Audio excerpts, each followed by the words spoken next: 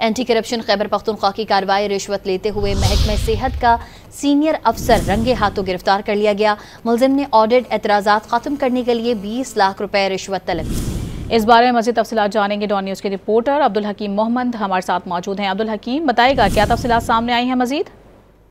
یہ جی بالکل مشیر وزیر اعلیٰ برائے اینٹی کرپشن مصدق عباسی کو جو محکمہ صحت کے ڈپٹی ڈائریکٹر انٹرنل آڈٹ ہے ان کے خلاف رشوت دینے کی شکایات موصول ہوئی تھی، اور شکایات موصول ہونے کی جو درخواست تھی اس میں یہ کہا گیا تھا کہ 20 لاکھ روپے رشوت طلب کر دی گئی ہے۔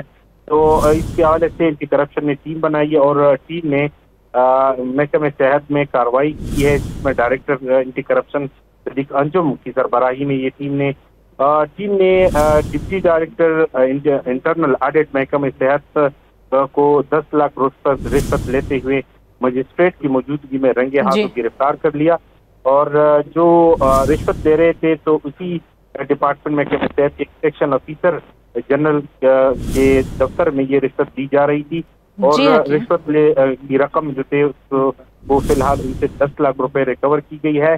مقدمہ بھی درج کر لیا گیا ہے اور ملزم کو گرفتار کر لیا، مقدمہ درج ہو چکا ہے۔ عبدالحکیم اپڈیٹ کرتے، بہت شکریہ آپ کا۔